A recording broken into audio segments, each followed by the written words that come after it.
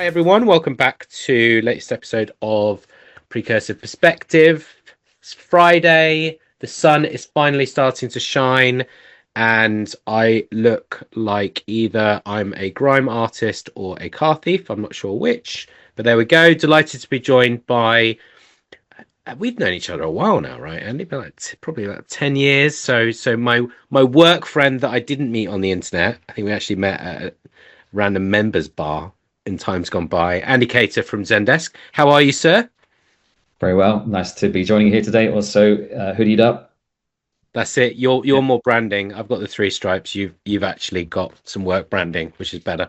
Um, tell Retro branding. retro branding. Yeah. Just give us a bit of a background to you and scope your role for our listeners, please.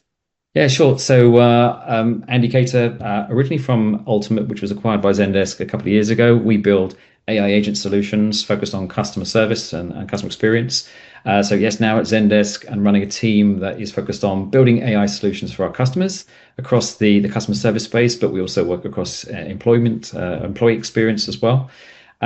Prior to Zendesk, I've had a variety of different roles across different industries, working with SaaS, either delivering SaaS solutions or even as a customer buying SaaS solutions and implementing SaaS solutions. Nice, nice. Yeah, I think we met back in the post tequila days, wasn't it? I think. And this Yeah, isn't the drink, guys. There was a company called Tequila. tequila. Yeah, tequila has a lot to answer for in many ways. But in your life. yeah, No, I think that mix of like mixture of SaaS and mixture of services experience is really important and useful yeah, because both from the buy side and the sell yeah, side. Yeah, yeah, because well, also in a services firm, people mean business, so you very much need to deliver. You don't have ongoing products or subscription revenue, whereas the business model is very different in SaaS. So no, it's great to have you on. Excited to talk about a number of topics specifically around forward deployed engineering. So you've seen, as anyone who's worked with Oracle back in the day belies their age. So you've seen sort of the world of SaaS evolve. Kind of what's your observations on how the world of services has evolved over the last years?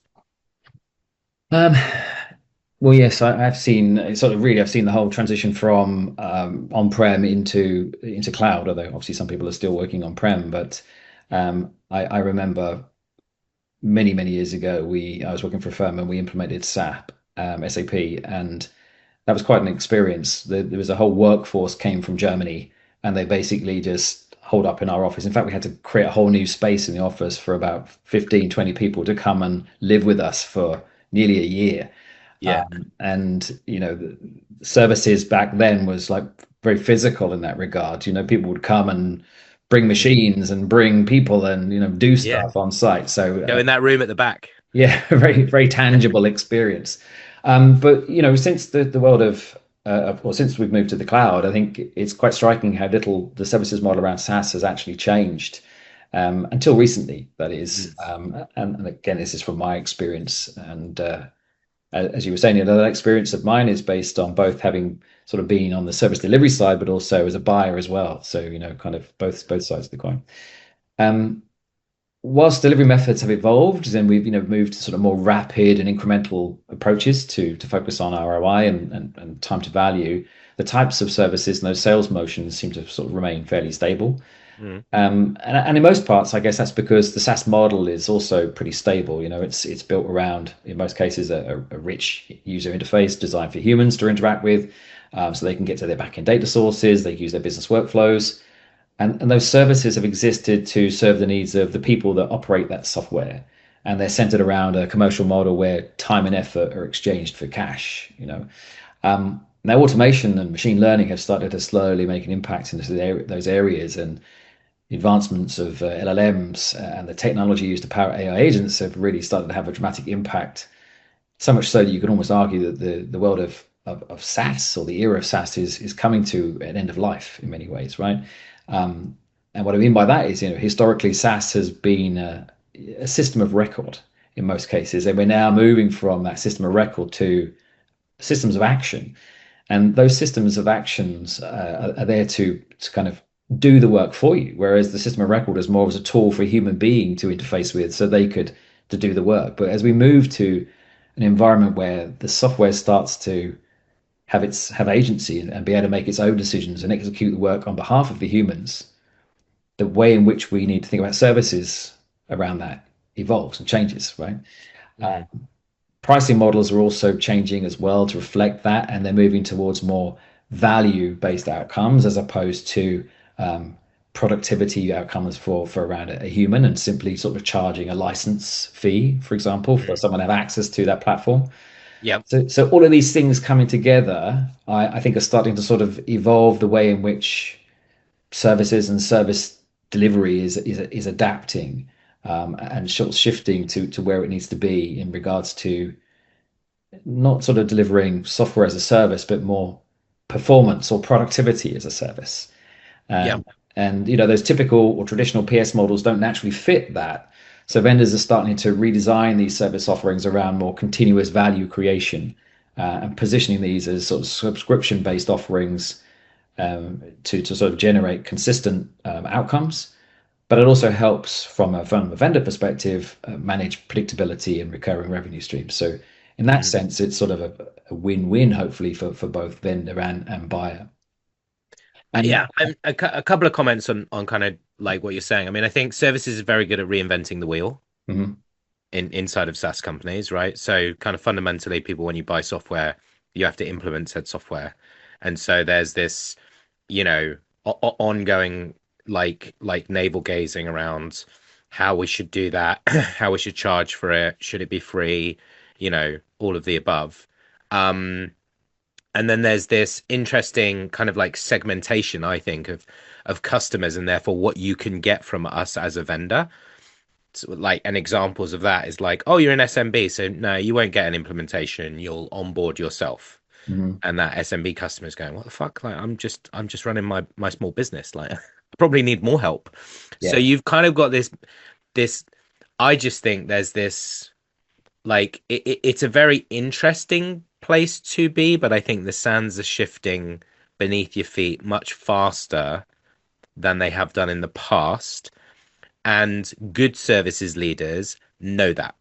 And they use that phrase. The ones that I talk to that know that use that type of phrase. Like I was talking to two very effective practitioners and experienced leaders over the last in the last month. Both use basically the exact same phrase, which is once you've been around long enough, you know that you may be targeted this way right now, but that might not be the same case come next quarter.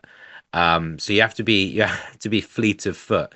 And how is the in your environment, like you mentioned, you've got outcomes based products, outcomes based pricing at Zendesk.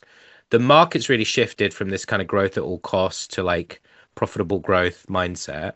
So how is that manifesting in your world? Um, well, you mentioned SMB there, so I think it's manifesting itself differently across different sectors and customer segments. Hmm. Um, but I think one thing noticeable is that all of these buyers are expecting software, and specifically AI, to replace labor, not add to it, right? So they're looking at ways in which they can become super efficient from the very beginning. Um, there was a time when I think growth at all costs meant you just hire more people to get stuff done, right? Yep. And you get it done. You did get it done quickly. It's perhaps not pretty, but you don't worry about that. You'll figure that out, how to optimize and improve later on. Once the business is getting sort of to a state of profitability, you'll figure it out, or you'll figure out in time for an IPO, or whatever, right? But it wasn't the first thought that came to mind. Now, however, I think procurement is becoming far more strategic, um, and it's not just about buyers thinking about how they're going to operate the business. The vendors are looking, or sorry, buyers are looking for demonstrable ROI within the first few months. They Hmm. want to know that this investment is going to deliver, and they want as much as possible to proof of that before they're going to sign for something, right? So Yep. I think there's a lot more pressure on SaaS vendors and service vendors within SaaS to kind of highlight how they're going to deliver that. And not just through here's a plan, here's a project plan. It's like, well, I need to see the technology working I need to Yep. understand that it's actually going to do what you say it's going to do. So it's moving. The buying cycle is kind of moving to a need for proof of value rather than simply proofs of concept or you know Hmm. visibility of a roadmap. There's also a need, I think, as well for much greater clarity around the TCO metrics and total cost of ownership. How much is this? Great, that's the price of purchase, but how much is this actually going to cost me to run over the course of the next 12 to 24 months? So Yep. that becomes of greater significance as well, because in terms of growth at all cost versus wanting to drive profitability, I need to sort of, if I'm thinking about my profit margin, I need to understand how much this is going to cost me to operate over the course of time. So I think another thing as well is that we're seeing as part of all of that, buyers just want to work with less people. They they Yep. they, they want they want to work with more trusted partners, trusted vendors, and have less systems because it just means that cost of ownership is easier to manage. There's fewer contracts to manage because there's a huge amount of administration that takes up the time and cost of managing all of these different relationships and agreements. So I think Yep. that's probably the most notable thing I'm seeing in the market generally. It's a bit maybe a bit broad, but it's having tangible impact. So there's a couple of things there I think that I'll respond to, which I think are important, particularly because we're going to talk in this conversation about forward deployed motions and the emergence of forward deployed engineering, which is something you've been doing a lot with over the last 6 months. And I think like no one. So a couple of things on what you said, like you know, I've been to those enterprise sales meetings where like the customer turns up and then like literally 15 people from the vendor arrive. I was on this deal with Salesforce and that happened. And it was just ludicrous, like because the customer's going, well, this looks complicated already, doesn't it? And is Yeah. this what I'm paying for? Um, so there's definitely that really resonates with me. That I think the more that you can pass the baton below the waterline, right, in your customer journey, the better. One, so like it's seamless, and services has a really important role to play in that, right? Because again, if you mobilize effectively and you're rolling into engagements, able to speak the language of the customer pre-contract and not starting from zero and not saying why did you buy and all of these types of things, um, that's really important. And then, as you say, I think customers ideally would want to self-serve on certain elements of a solution, but then there's other scenarios where they want to understand what are others doing or what's best practice, or we don't have a mature process for this, or how should I sequence the adoption of your tool? What makes the most sense? We had that conversation this week with a client where they're pretty early stages of maturity in their services motion. So they've moved from basically a sales enablement function of like we deliver the product, right, to now they're getting into in this profitable growth era. They want to understand productivity metrics like utilization. They want to improve their resourcing. They want to understand how much time things are taking to improve their go forward motion. Um, and therefore they can begin to understand things like their margin and these types of things because they're going to get asked those questions, at some point along that journey. I think the point that you're raising around like the on the agentic side of things is that I think there's a lot of buyer skepticism creeping in as people are often and everyone conflates a lot of AI terms, right? So they talk about agents, agentic, AI, conversational AI. Those are all different things, right?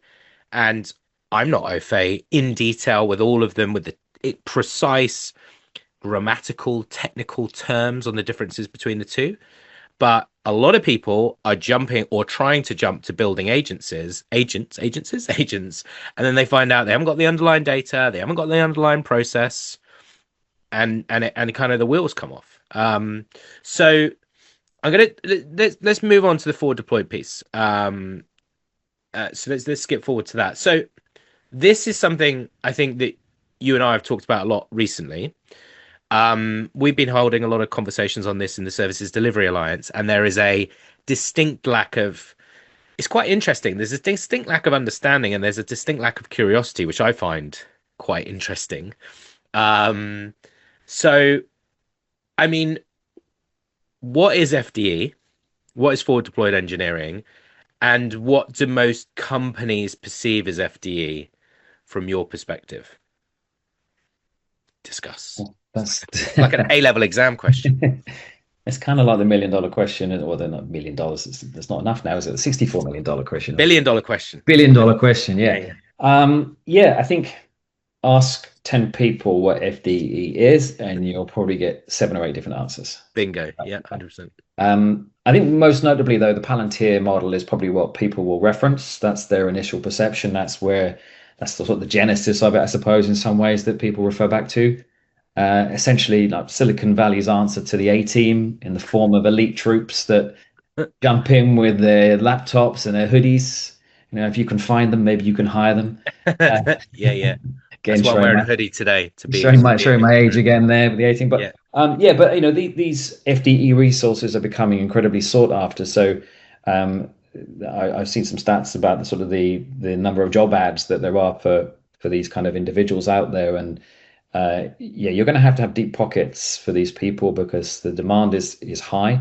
I think a lot of people don't really understand what needs to be in that job description because even if you say, yeah, I need a forward deployed engineer, it's like, what do you actually mean? What do you need that person to do? Because it's very the definition is very aligned to the type of product you have and the services you offer around it, right? So the way that Palantir sells their product and delivers their product, there is a natural fit for the way that FDE functions. Of course, there is because they created the concept, they create the concept around the way that they needed to operate, which was on customer sites. If you're working for large military or government customers, they're not Yeah. going to let you They're log on in site. remotely from home, right? Yeah. So you have It's to be a good point. you have to be deep in there with them. And the other part of this, the origins of it, is that in a lot of cases, these kind of customers really didn't come with a set of requirements. They didn't know they had all these kind of disparate data systems. And look, we've got all this intelligence, but we can't really use it because it's not in a form that we can do anything with it. And this is where companies like Palantir came and said, well, we'll come in and fix that for you. And they come in with a very opinionated view, like, well, this is what we're going to do. This is what we're going to build. It's not Yeah. really going in there and collecting customers' requirements in the same way that we would typically do in a normal, traditional service offering. Yeah. Um, and whilst that model works for some businesses, I think it's become somewhat romanticized as a perspective, and it can oversimplify some of the concepts and almost reduces it to sort of a magic shortcut that we can use to deliver value for complex deals and complex customers just by bringing in our brightest and best resources and sort of throwing them into the mix and letting them get stuff done. Hmm. Um, I think as well as obviously super smart techies, we need these kind of people at the forefront if they're going to go and solve these kind of problems.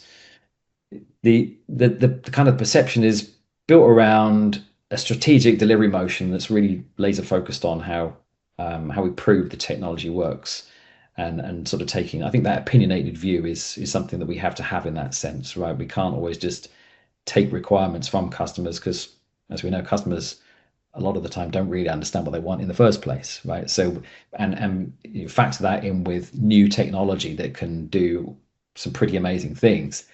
How are you going to describe what you want Hmm. um, in that regard? So, what we're focusing on, customers need to focus on not what it needs to do so much as what the outcome needs to be. So, the forward deployment is about proving that we can deliver that outcome and not necessarily focusing on exactly how we're going to get there, because by and large, some of the technology, particularly in the AI space, is a bit of a black box. When you're using an LLM, you're relying on what's coming out of there. Obviously, we're going to build guardrails around that, but there is a certain amount of trust that needs to be placed into the technology itself.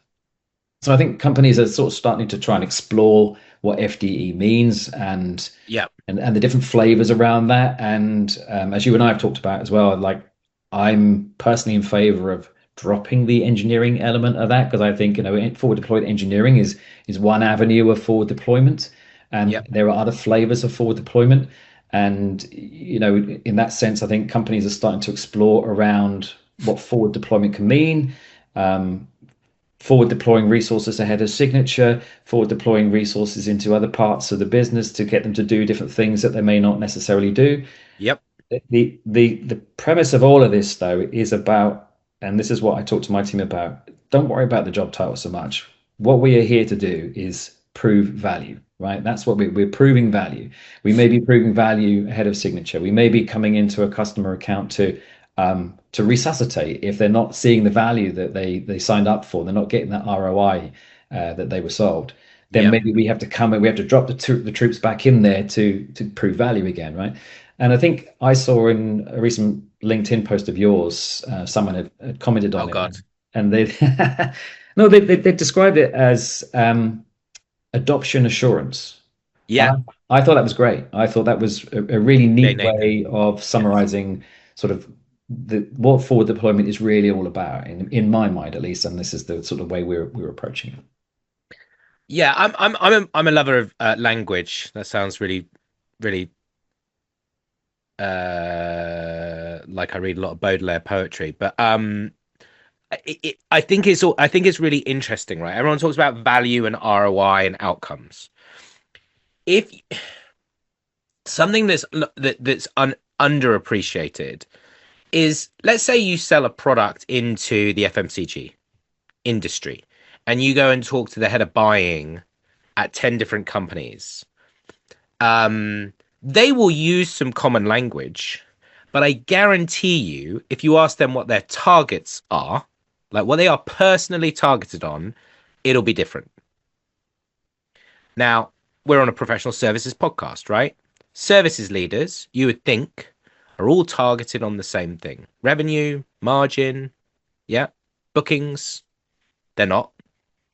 Absolutely not. It's pretty, well, it's very interesting. I mean, we do a lot of research in the SDA on this.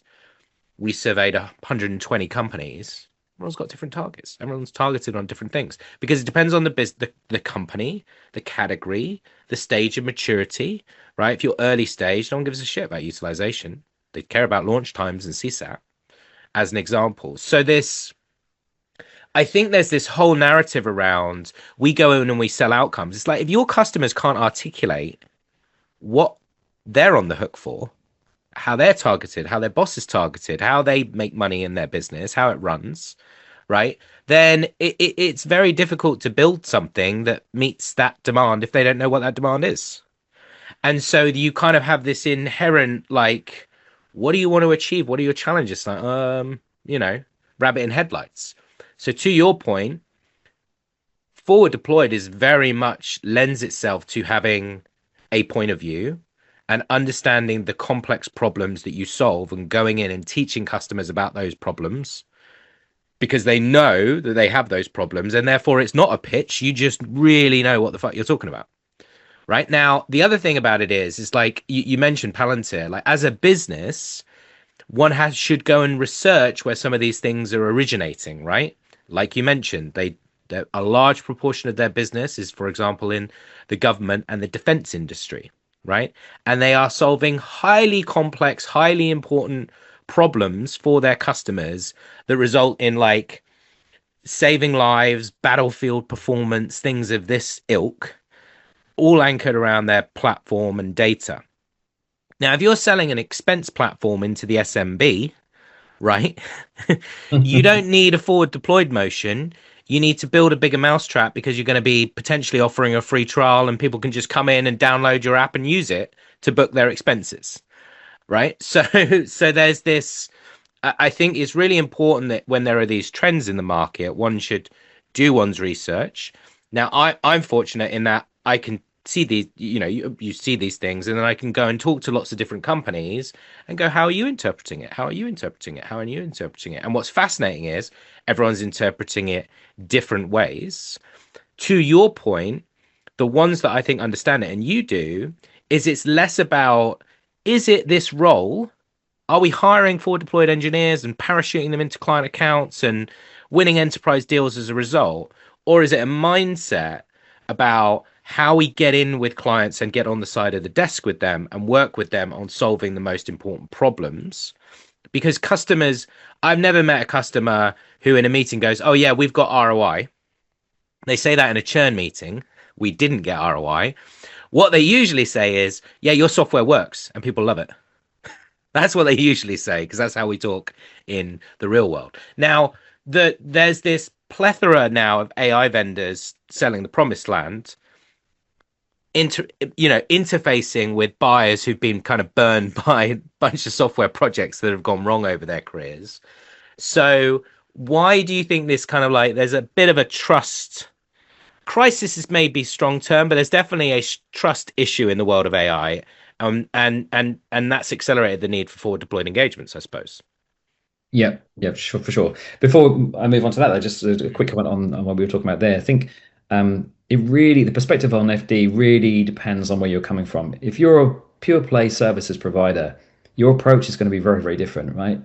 But if you are the product vendor and you provide services in addition or on top of that, as we do, then our approach is also going to be completely different to just a pure play, right? And our focus now, especially with AI, is around adoption, and we want to drive adoption. So our forward deployed motion is somewhat at odds to maybe a more traditional services function within a SaaS business where the services leader is responsible for a P&L, right? We are now moving towards we're actually our revenue is being driven through our pricing of our product. Therefore, we need more people to adopt that and buy more of the product, not more It really services. needs to work. Yeah, not more service. We don't need them to buy more services. We need them to buy more product. Mm. So it's a real balancing act there for how we make that work. Obviously, we then start to sort of diverge across different types of services where essentially we're almost investing our own time to drive that adoption, but also a balancing act where customers also want to get more from it themselves. So we're trying to create those win-win situations. Mm. But before we get to that, before we can get to a win-win situation, coming back to what we discussed around the buying process and the trust issue, um, yeah, we have to sort of be building that from a foundation of trust. And I think AI is a very difficult technology or topic to really start to sort of talk about in regards to trust. I mean, you've only got to go online these days, and you don't really know whether the things you're looking at are real or not, right? Bingo. Yeah, It's bingo. very difficult, and I think AI is really perceived as a box of dark magic, and by so definition, people are treating it with suspicion, and but also they have incredibly high expectations from what it can do out of the box. Mm. So there's a great deal of naivety, I think, around the technology and how to use it. But that's almost to be expected because as soon as you've educated yourself on what it is and what it does, by next week it's changed, it's evolved, it's doing other things. So it's almost impossible to kind of keep up with it, especially if you're in the market buying services or products. You're not really clear on what you're going to get. So in that way, there is a healthy balance of skepticism that goes along with the optimism. And as a buyer, you need to find a partner that you can sort of work with to build that trust. I think most buyers are in a position now where they understand that AI is not just the latest wave of technology that's going to help them improve productivity in their organizations. I mean, fundamentally, it represents a restructuring of the total, the complete social and economic order of our society, right? And the whole of our future civilization is going to be determined by some of this tech, whether we like it or not. So it forces businesses to start thinking about how are they going to reinvent themselves for this era? Because if they don't do that, they're really going to, if they fail to embrace that change quick enough, they're not going to be here in 10 years time. So that Mm. again is, it's pretty heavy stuff. It brings an element of fear and paranoia into the buying process. So we need to kind of use motions like forward deployment within the buying cycle to start bridging the trust gap Mm. and shorten those distances between what the product actually does and what the customer believes it can do or wants it to do, and manage those expectations. Shorten the distance between a promise or a proposal and an outcome, and bridge the gap between accountability and delivery. So forward deployment can place the vendor in a position of accountability much earlier on in terms of de-risking the buying decision, de-risking the adoption, certifying the outcomes. Um, and we talked earlier about sort of proof of value, and the proof of value allows us to sort of build that trust in real time, in a real Mhm. world scenario, rather than just as a based on a concept. Yeah, again, I also think that there's this element of like demo fatigue, right? Demo fatigue, or lots of people have been tasked with doing something with AI, right, in services and in your customer base. And I mean, I talked to a client yesterday, right? Large technology business, and we were talking to them about our AI product and how it's going to be used in their organization. And the person who's running kind of like the AI strategy or part of the AI strategy was like, like how long is this? How can we get our hands on it? I'm like, well, it's a forward deployed motion. Do you know what that is? Yes. Okay. Um, we go in a sandbox. So you do some stuff in GA. We're gonna go in we're gonna go in a sandbox, and we're gonna be done inside 2 days, and then you can start testing it with data in your sandbox. So within a week, you could move it into production if you wanted to. Okay, cool. And then she asked, and I won't say who it was, but she asked, "Is it powered by this other AI technology?" We're like, "No," and it's like, "Yeah," because we've just gone through a whole, forward deployed engagement there that wasted a load of time and money because it was paid, right? And I'm like, "Oh, right, were you trying to build some agents then?" She's like, "Yeah." I'm like, okay, yeah.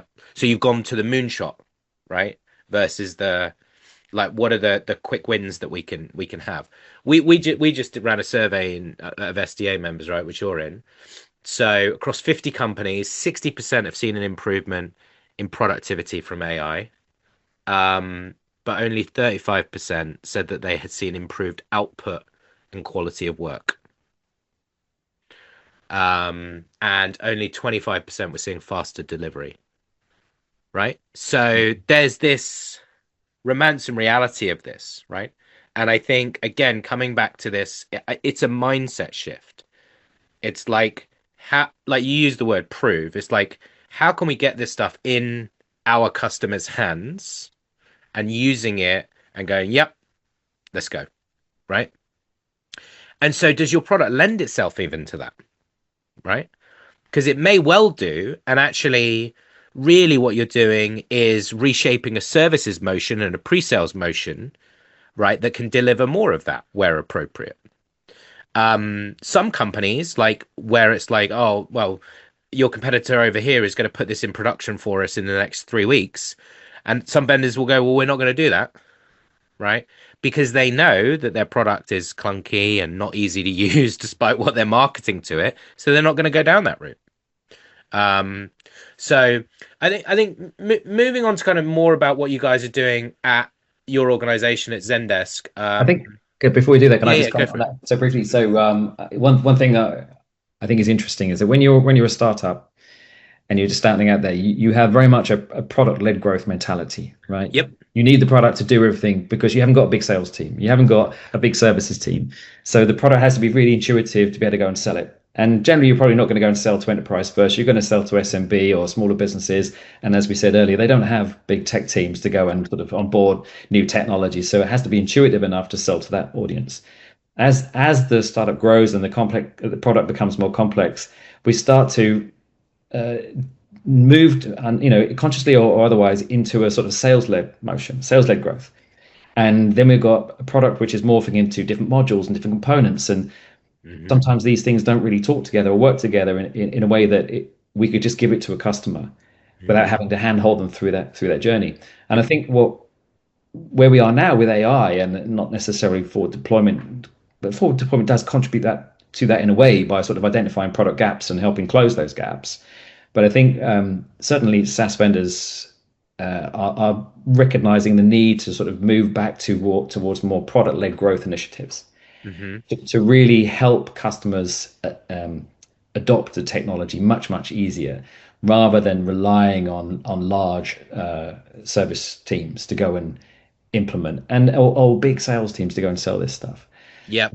I think that's really interesting from the perspective of the sort of the evolution of software development and how AI Yep. is contributing to that process as well, because it becomes much easier to think about all of these things coming together through centralization of AI capability within a platform solution. So on that, Andreas and Horowitz did brought out a piece around comparing the overall growth and size of enterprise software companies who'd followed a PLG motion versus a services-led growth motion, right? Mm. So they had a large services motion, or go to market. So think Salesforce, Workday, ServiceNow, etc., etc., right? And they saw that order of magnitude difference in terms of size and market capitalization amongst services led growth companies. For me, I agree with what you're saying, but I think forward deployed is where that services led growth motion becomes more sophisticated, right? And has to become more sophisticated because of competitive market dynamics, right? Like if you look at what you guys are doing in your business right now with forward deployed, part of it is a response to market conditions, hyper competitive categories, buyer skepticism, all of the above.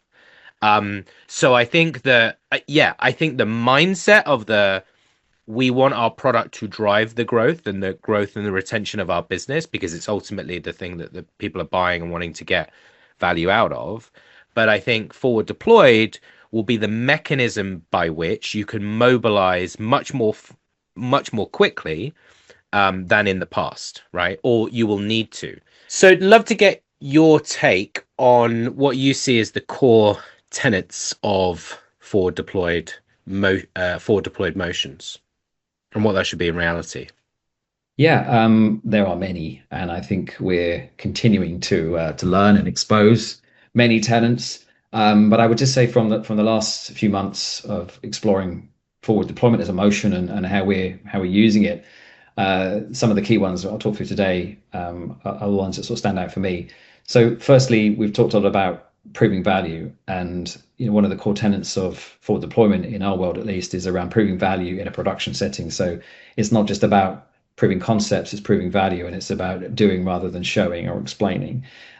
So that really is the fundamental difference between what we're doing as a forward deployed motion versus what it would be a typical pre-sales motion, right?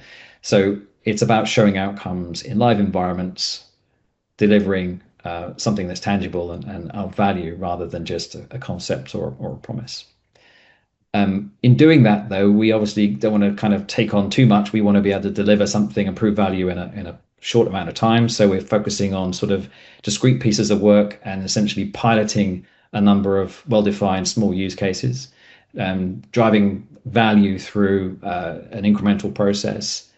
But what matters most is that we build a good understanding of what the bigger picture would look like through that journey as well, right? So small incremental drops of value that prove that it actually works and that scaling this is something that's viable and feasible and is going to add greater value over time. And with those outcomes, all those outcomes need to be tied back to sort of commercial outcomes as well. So there's no point doing this unless it's really clear what the commercial impact is for both parties. So commercially, we need to understand potentially what the true value is for us as a service provider and a SaaS provider. But equally, the customer wants to understand what's the value for them. So two parts of that really is the value from a revenue perspective in terms of being really clear about what the revenue value is here, but also what is the clear value around productivity gains and operational KPIs. That has to be kind of tied into the forward deployed motion as well.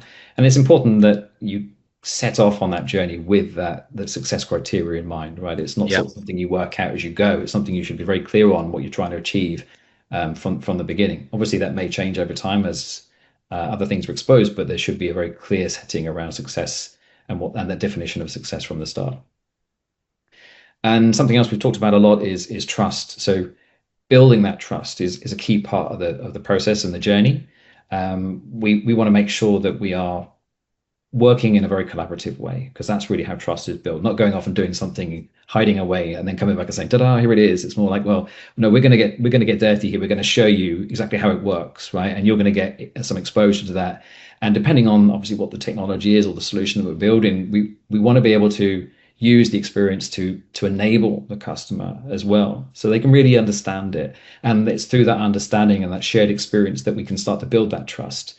And in doing that, we then sort of build a bond that allows us to go further into the future, depending on whatever that future may be, as that's kind of defined through the pilot process that we run. Hmm. Yep. And lastly, as I said, there are many more, but I'll end on this one. It's like we need to be thinking to design to scale out, not scale dependency, right? So when we're bringing in a forward deployed team, we want them to be coming in to deliver a proof of value experience which has a very clear endpoint, and that endpoint should be tied around, as we said, a commercial outcome, or very clear definition of achieving or having achieved success. But we need to be able to then move away from that and transition off to another team.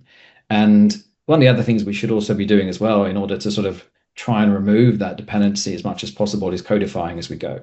So we're trying to feed back into our product-led growth journey as well, right? So over time, ultimately, we're trying to remove or reduce the need for forward deployment in the first place, right? So Yep.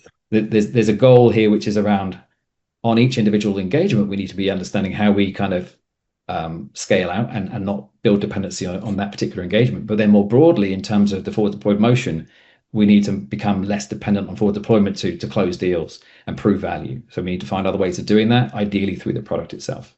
Mm. Yep. Okay. Oh, I like those.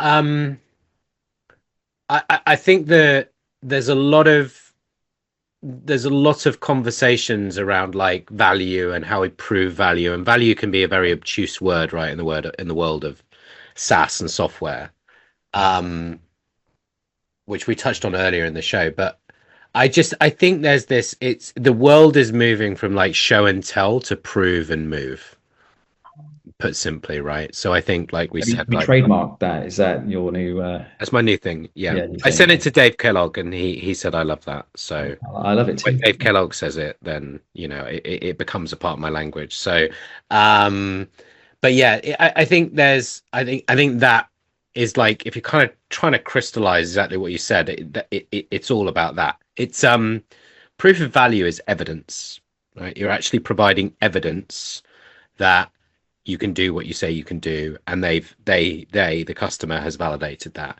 I do like your point around like you're showing under the hood, you're getting a bit dirty, right? I actually think buyers like appreciate that. It's not just here's how it works, it's here's why it works this way, or here's how it works under the hood. And there will definitely be customer stakeholders who are like, that's cool that I understand that, because then I can explain that to other people. um What's been the reaction to this then? So, sorry, what, no, put a better way. What's been some of the learnings from the early iterations of the work that you've been doing, like over the last 6, 9 months? Yeah, I mean, lots of learnings coming out of this all the time. And one of the challenges, I suppose, is like, how do you bottle those, right, and share them across the organization? But there are some key learnings. And again, without sort of, we haven't got hours to sit here and talk about it, so I'll condense them into a few. But the main one, I think, is really what we call customer readiness. And it's really about customers just being ready to engage on this journey. So if we think about the way we're using for deployment as a pre-sales motion, and customers are saying, yeah, hey, we want to buy this, and we're saying we want to sell it to you, both parties have to be ready to really engage on that journey. Otherwise, it becomes kind of very protracted and drawn out, and neither party wants a drawn out experience. We want to be in there, proving value, building trust. Great. Let's decide, where do we go now? Is this good enough to move forward, or is it not right? And we both go our separate ways, or we park it for now and come back later. So readiness is key, but certainly around AI, a lot of customers just aren't ready for it. As we've talked about before, this black box of magic. People think, oh yeah, just plug it in and away it goes. It's not quite as simple as that. So when we talk about readiness, we boil it down to sort of three key pillars really within AI. And we're talking about knowledge, we're talking about process, and we're talking about data. Ironically, when you think about those three things, throughout the history of of tech and IT. They're the same three pillars that we've always relied upon to Yeah. build systems, right? Yeah. But it's really odd that when we come to this point in our history, that many organizations still haven't really got to grips with that in terms of clear strategies around how they manage their knowledge, how they manage their data, how they manage their processes. And if we haven't got those well defined, that starts to cause us problems with AI, because AI is just, there's no escaping that, right? You can't really implement or expect to get great generative AI responses if you don't have great knowledge. So that's the first place, your the gaps in your knowledge will really hinder your adoption of an effective generative AI strategy if you just don't have that knowledge. So we often have to kind of explain what that means and help customers consider what a good knowledge base or what good knowledge looks like, so that we can ingest it in a way that can be used to greatest effect. Yep. Um, the second of those, then processes. Again, if a customer hasn't really defined their processes to a level of detail that actually generates the outcomes that are after, we don't really want to be using these forward deployed motions to start redesigning their organization or documenting how their organization works. We're expecting a customer to come with that knowledge, right? We can do a certain amount of engagement around defining what a good process looks like, and we can optimize existing processes. But if we're starting from a blank piece of paper, because all that knowledge is in someone's head who's been with the organization for 10 years, that's a challenge. And again, with data as well, a lot of the time when we're talking about AI, we're obviously talking about automation here. And if we don't have access to data, it's very difficult to automate a journey end to end, right? So we need a certain amount of maturity around strategies for managing data and exposing that data through well-defined endpoints, APIs. Hmm. And if that data isn't exposed in a way that makes sense for us and allows us to use it, then there's a limit to how far you can really go with the automation journey. And there's often a lot of thought needed to how to design endpoints to expose data to third parties as well, because obviously you have to think about the sort of risk element of that, uh, Yep. to kind of embrace the full potential of what AI and automation can deliver. And other points around that in terms of readiness. So infosec approval, risk approval is key, right? We can't come in and start building AI systems if Yep. it hasn't been approved, and suddenly we're Yep. introducing AI into a business that's not even considered the impact of that. And sitting on top of that really is the exec level sponsorship that supports this and champions this, because it's one thing to have an operational team saying, hey, yeah, we want to build AI solutions, we want to use AI in our part of the business. But if that isn't being championed at the top level to sponsor that, to sort of pave the way forward for a successful outcome, then you're potentially wasting your time, right? You need that engagement from the top to bring in all the other parties that need to be a part of that journey. So that's going to be, say InfoSec, it's going to be tech, it's going to be other teams within the business that need to be aligned to this, particularly if it's a large enterprise style environment. Yeah, I think last year was very much characterized by particularly in technology companies, was characterized by we must do something with AI, or we need to do something with AI, and like go forth people and like experiment and do stuff and etc etc. And then there's a very big difference between getting everyone on Gemini and using gems or chat gpt. We bought enterprise licenses for chat gpt. There's a huge difference between those types of conversational AI solutions versus you start building agents, and you've got agents in your operations and they're acting autonomously and all of these types of things. So I think there's been we've moved from we need to do something to we've done some stuff, and now there's a little bit of everyone is shitting themselves about, as you described, like security, regulatory. Every company's got an AI committee with representatives across the business, because people are going out and they think the answer is like buy loads of tools, and some tools may work and be helpful, and then there's this duplication, and it's like, well, suddenly we're spending all this money with AI vendors, and are we actually getting any value? There's also the issue which has been highlighted, which is like so many of these agents that are being built aren't making it into production, because as you've highlighted, whereas before, like, imagine you're a how many salespeople out there or services people out there have tried to move an opportunity forward in your CRM, and someone's not filled out field, and it says you've got to fill out this field, right? And that's a very simple automation that you would want to maybe create something or have something happen downstream, and you can't do it because you didn't fill out a field. Put that in an agent, and your agent breaks like that. So it's not rocket science to understand why it's so difficult to get these things to truly work in a production setting, and hence the forward deployed motion is so vital for those types of more advanced solutions. I really appreciate you taking the time to prep and prepare for this. I'm going to sum up a few of the things about the motion which I like. I think firstly, you know, you guys being on the front foot with this, aligning it to the GTM motion, um, understanding that you want to work with buyers to help them see the value of Zendesk in a production setting. Almost making that a little bit more of your competitive advantage of like, we're not afraid to do this, like, let's go, sort of thing.